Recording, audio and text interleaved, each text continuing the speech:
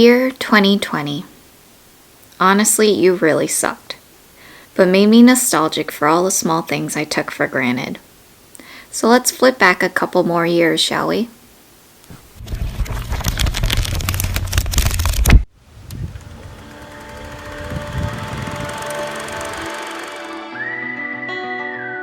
"2018 started very chill, quite literally, as we stayed with our friends for a cozy weekend away at Lake Winnipesaukee.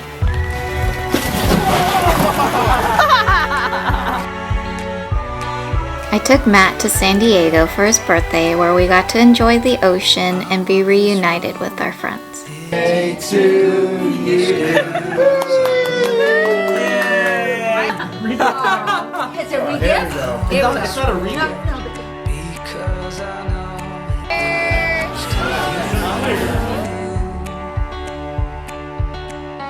A few months later, we ended up going back and then driving down to Mexico to see those friends get married.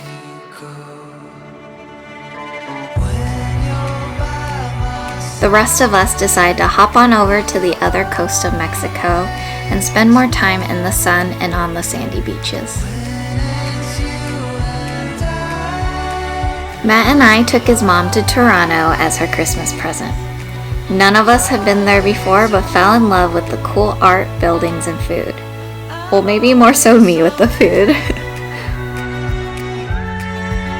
Going to concerts is one of my favorite activities in life, and we went to so many. Including a local music festival where it was just Matt and I dancing and walking around all day to amazing performances.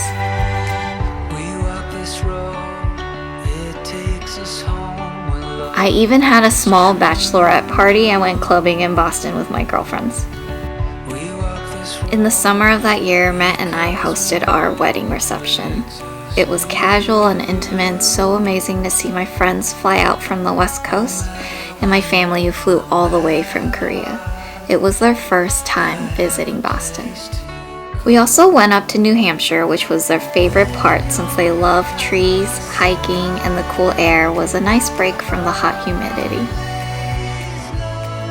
So naturally, we went to the concrete jungle next. New York City holds a special place in my heart, and it was so nice going back together with my family.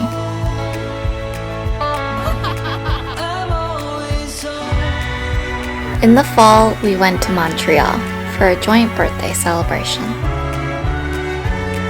Spending the holidays with Matt's family is always special. I miss having those large dinners together. In 2019, some of our loved ones had babies and we got to hold them and watch them grow right before our eyes. Oh, thank you. No!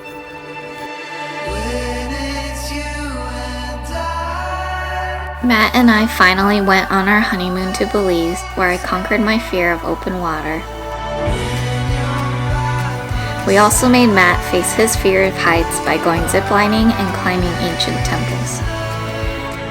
I'd say that beach time was well deserved.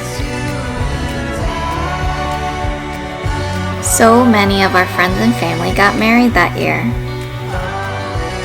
And if you've ever been to a wedding with me, you know I get down on that dance floor. We also had fun exploring nearby places around in New England.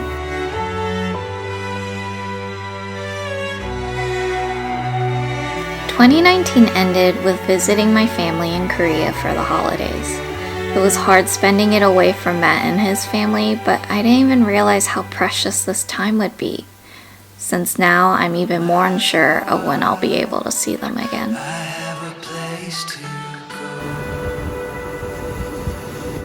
2020 was a year I thought I'd get everything I wanted, but instead it taught me to appreciate everything I already had. I know a lot of crazy, bad stuff happened this year, which truly filled me with so much anxiety at times. But it also allowed me to appreciate that we are alive. It reminded me that life is so short, your health is so important, and nature is truly healing. And most of all, to to always tell the people you love that you love them. Who knows what this next year will bring, but I know how we treat each other matters. Personally, I'd like to focus on what I can control and how I can help others. Gratitude is key. Stay wild, my friends, and I hope to see you soon.